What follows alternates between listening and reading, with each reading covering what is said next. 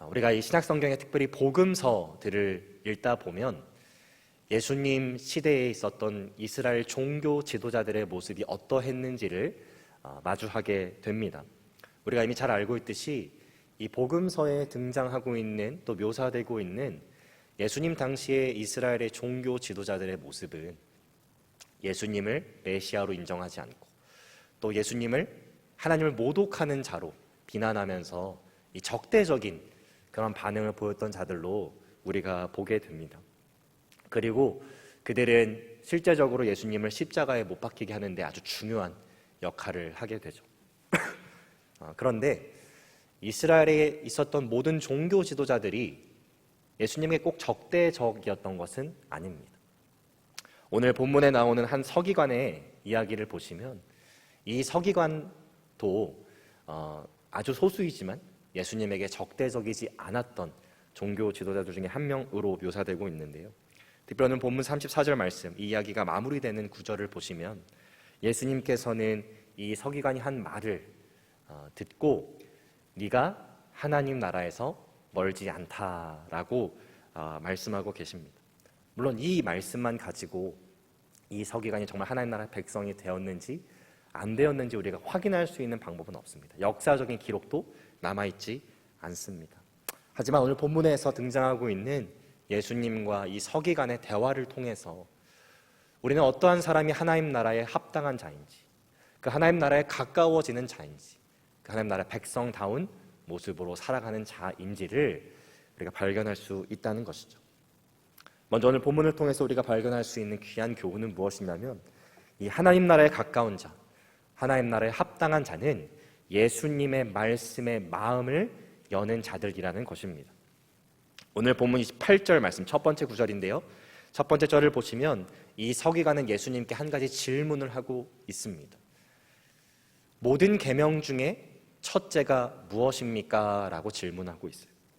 평행 본문인 마태복음 22장으로 가보게 되면 이 서기관이 바리새인이었다라는 것을 우리가 알 수 있고요.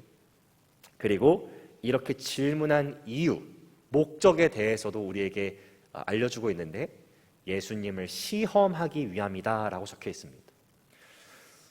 여러분, 다시 말해서 이 바리새인이 예수님께서 이 질문을 하고 있는 이유는 정말 율법 중에 가장 첫째 되는 가장 위대한 계명이 무엇인지 너무너무 궁금해서도 아니고요, 예수님께서 그 질문에 답할 수 있는 권세가 있으신 분이라고 생각해서도 아니라는 겁니다. 쉽게 말해서 이 질문을 통해 예수님을 곤란하게 만들려고, 함정에 빠뜨리려고 그 질문을 했다라는 거예요. 그런 의미에서 우리는 한번 생각해 보아야 합니다. 지금 서기관이 예수님께 한 질문, 계명 중에 첫째 되는 계명이 무엇입니까? 라는 그 질문이 예수님의 입장에서 왜 곤란한 질문이 될 수 있었을까요?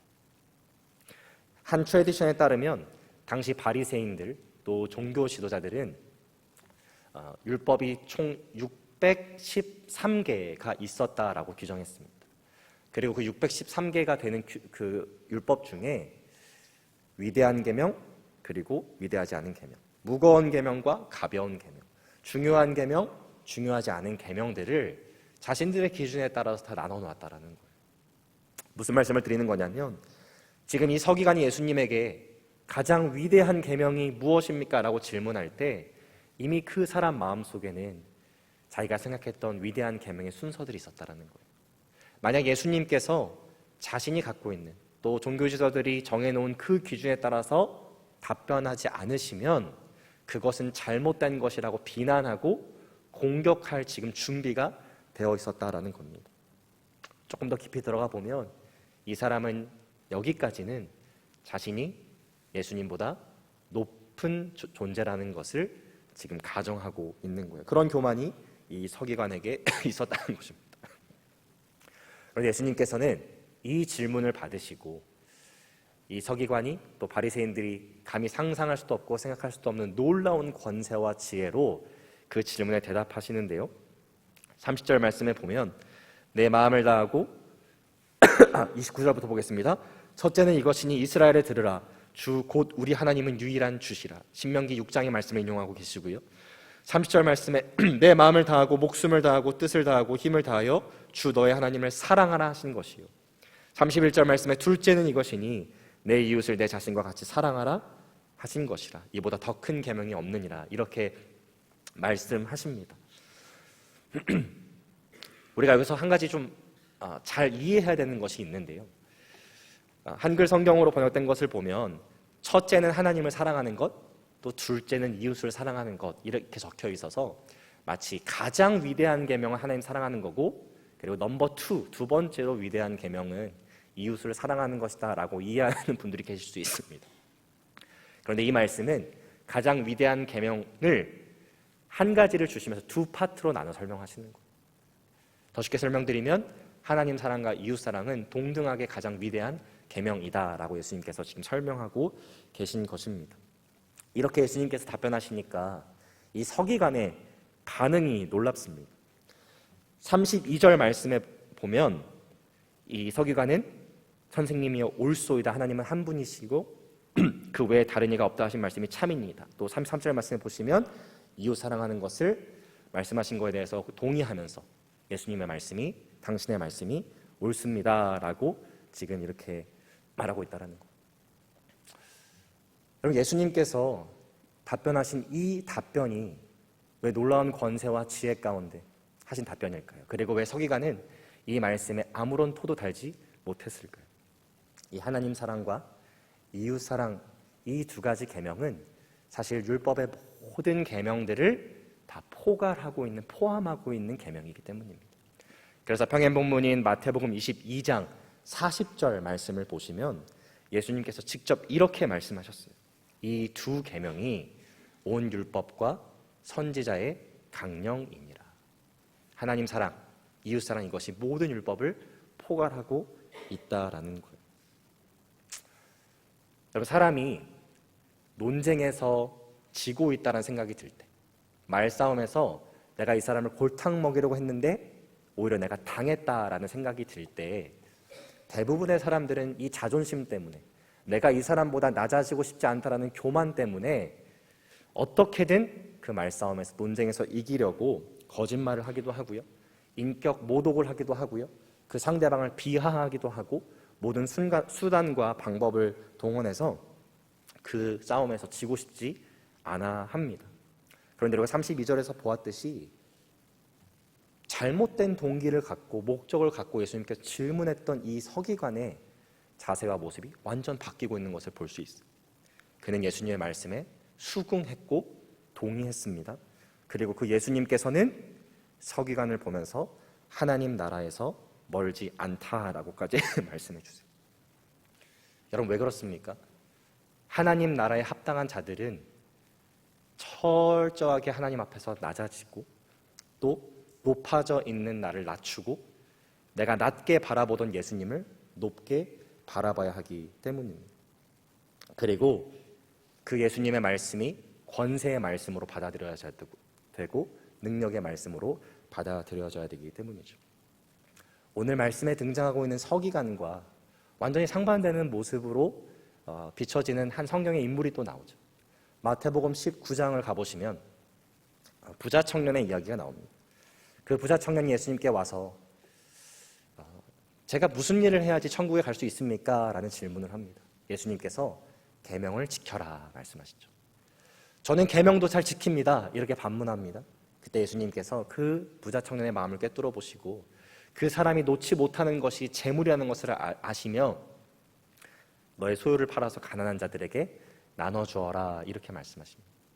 그때 그 예수님의 말씀을 부자 청년은 받아들이지 못하고 근심한 채 돌아갔다라고 성경에 기록되어 있어요. 여러분 예수님 알고 계셨습니다. 그 사람의 마음 속에 재물로 가득하기 때문에 그 재물이라는 것이 그 사람의 마음을 굳게 닫게 해놓았기 때문에 예수님의 말씀이 그 사람 마음속에 들어갈 수 없고 복음이 그 사람 마음에 들어갈 수 없다는 것을 알고 계셨어요. 그래서 하나님 나라에 가까워지는 사람은 그 예수님의 말씀에 마음이 열리고 그 예수님의 말씀을 권세의 말씀으로 받아들이는 것입니다. 그런데 단순히 마음이 열리는 것만으로는 그 예수님의 말씀에 호감이 있는 것만으로는 하나님 나라의 백성이 될 수 없다는 것을 우리가 너무나 잘 알고 있어요. 그래서 오늘 본문이 주고 있는 두 번째 교훈은 무엇이냐면 하나님 나라에 들어가는 자는 그 예수님의 말씀에 마음을 열기만 하는 것이 아니라 그 예수님께서 그리스도이시며 하나님의 아들이심을 믿는 자들이라는 것을 우리는 깨달아야 합니다. 34절 말씀에 보시면 네가 하나님의 나라에서 멀지 않도다라고 말씀하시는데요, 이 말을 엄밀히 따지고 보면 네가 하나님의 나라에 들어갈 자다라는 말은 아닙니다. 아직 이 사람이 하나님 나라에 들어갈 자격이 주어진 것은 아니라는 거예요. 왜냐하면 예수님의 말씀에 호감이 생겼다고 해서 마음이 열린다고 해서 하나님 나라 백성이 되는 것이 아니기 때문이죠. 어떤 성도님들과 대화를 나누다 보면 이제 부모님과의 관계 아니면 뭐 배우자와의 관계를 이렇게 설명해 주시면서 제가 이렇게 교회에서 열심히 신앙생활을 하는 것을 저희 남편은, 저희 아내는, 또 저희 부모님은 그렇게 적대적이지 않으십니다. 뭐 반대하지 않으십니다. 오히려 교회에 열심히 다녀라 이렇게 말씀하십니다. 이렇게 알려주시는 분들이 있어요. 그럼 제가 이제 다시 물어봅니다. 그럼 부모님도 남편분도 아내분도 신앙생활을 열심히 하시는 분들인가 봐요. 이렇게 여쭤보면 아니요, 한 번도 교회 나가본 적도 없고 예수님 믿지도 않는데 뭐 전혀 신앙생활 하는 거에 있어서 반대는 안 하시는 분들이라고 얘기를 해요. 어떤 성도님은 자신의 부모님이 예전에는 신앙생활을 잠깐 하셨는데 지금은 완전히 교회를 떠났다고 말씀하십니다. 그런데 그럼에도 불구하고 제가 이렇게 신앙생활 하는 거에 반대 안 하시고 또 많이 서포트 해주셔서 저는 부모님이 구원 받을 분들이라고 생각한다고 이렇게 말하는 분들도 제가 만나 보았습니다. 여러분, 예수님께서 하신 말씀에 반대하지 않는다고 해서 구원받는 게 아닙니다. 예수님께서 하신 말씀에 내가 호감이 있고 관심이 있다고 해서 구원받는 게 아니에요. 물론 그것은 하나님 나라에 가까워지는 일일 수 있지만 하나님 나라에 들어갈 수 있는 자격이 주어지는 것은 아니라는 거예요. 하나님 나라의 백성이 되는 자들은 그 예수님의 복음 앞에 완전히 깨어지고 엎드려져서 그 복음 앞에 믿음으로 나아가고 그 복음을 통해서 거듭남을 경험하고 놀라운 회개와 회심을 경험한 자들이 결국 하나님 나라의 백성이 되는 것입니다. 예수님을 나의 삶의 구주로 또 하나님의 아들로 고백하는 믿음이 있을 때 바로 하나님 나라의 백성이 된다는 것이죠. 여러분, 본문의 말씀을 보면 이 서기관이 그 복음의 메시지를 깨닫고 믿음으로 고백했나요? 그러지 않았습니다. 그래서 예수님께서는 지금 이 서기관이 하나님 나라에 가까워지고 있지만 아직 하나님 나라의 백성이 되었다고는 말씀하고 계시지 않는 것이죠. 예수님께서 가장 위대한 계명으로 주신 그 두 파트, 하나님 사랑, 이웃 사랑, 그냥 사랑이 아니고 마음을 다하고 목숨을 다하고 뜻을 다하고 힘을 다하여 하나님을 사랑하는 것, 그리고 내가 내 자신을 사랑하는 것 같이 이웃을 사랑하는 것. 여러분, 이것이 복음을 알지 못하는 그 서기관에게는 어마어마한 짐처럼 여겨질 수 있을 것입니다. 제가 한 기사를 보았는데요, 기사 제목이 뭐냐면 부부가 행복하기 위해 지켜야 할 10계명입니다. 그 내용 중에 뭐가 있냐면 화가 났을 때 큰 소리를 내지 않는 것, 그리고 아내나 남편은 다른 사람과 배우자를 비교하지 않는 것, 어떤 일이든지 숨기지 않고 정직하게 배우자에게 얘기하는 것, 뭐 이러한 것들이 있더라고요. 여러분, 하나하나 살펴보면 다 관계 속에서 필요한 말들이고 중요한 말들입니다. 그런데 아내가 남편을 진심으로 사랑하지 않은 채 이러한 것들을 지키려고 한다면, 남편이 아내를 진심으로 사랑하지 않은 채 이러한 것들을 지키려고 한다면 얼마나 그 삶이 고되고 힘들고 큰 짐을 떠안는 것 같은 삶일까요? 요한복음 13장 34절 말씀을 보시면 예수님께서는 오늘 본문에 등장했던 가장 위대한 계명 중에 파트 2인 이웃사랑에 대해서 이렇게 새 계명을 주십니다. 우리 한번 한 목소리로 읽어볼까요? 시작. 사랑한 것 같이 너희도 서로 사랑하라. 예수님께서는 자신과 같이 이웃을 사랑하는 것을 넘어서서 예수님께서 우리를 사랑해 주신 것처럼 이웃을 사랑하라는 이 새 계명을 주셨습니다. 예수님의 그 놀라운 십자가 사랑을 경험한 자들은 예수님의 자비와 은혜와 긍휼이 얼마나 큰지를 보게 되고요, 그분을 사랑할 수 없었던 우리가 먼저 사랑하신 그 사랑에 힘입어 하나님을 사랑할 수 있게 됩니다. 그리고 우리에게 가르쳐주신, 보여주신 그 사랑을 통해 내가 혼자의 힘으로, 스스로의 힘으로 사랑할 수 없었던 나의 이웃들마저도 사랑할 수 있게 된다는 것이죠. 그것이 예수 그리스도를 만나고 또 복음을 경험하고 거듭남과 회심과 놀라운 회개를 경험한 자들에게 나타나는 위대한 변화라는 것입니다. 그러한 자들에게는 더 이상 이 하나님 사랑과 이웃 사랑이 큰 짐이 아닌 하나님께 주신 놀라운 복된 삶의 여정이 되는 것이죠. 오늘도 하나님 나라 백성으로 나를 불러주신 주님의 은혜에 감사합니다. 또 그 말씀을 깨닫게 하시고 마음을 열게 하시고 복음을 믿게 하신 그 하나님의 은혜에 감사하면서 하나님을 목숨과 마음과 힘과 뜻을 다해 사랑하는 복된 삶을 살아가신 여러분들 되시기를 주님의 이름으로 축복합니다. 또 주님께서 우리를 사랑하신 것처럼 그렇게 이웃을 사랑하는 그 기쁘고 복된 삶을 살아가시는 저와 여러분 되시기를 주님의 이름으로 축복합니다. 기도하겠습니다. 사랑의 하나님, 감사합니다.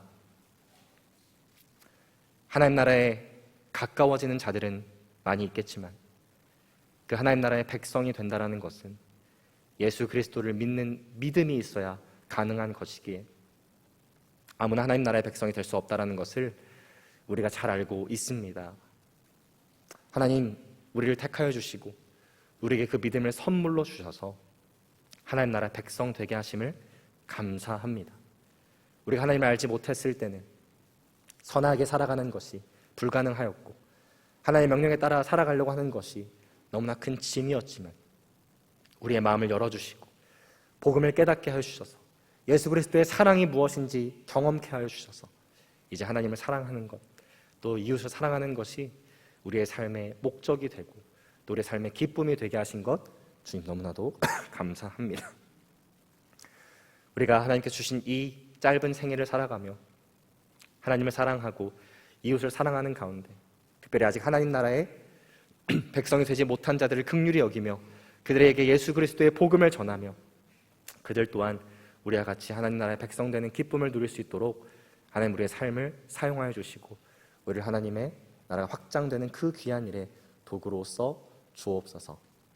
주님 감사합니다. 예수 그리스도의 이름으로 기도합니다.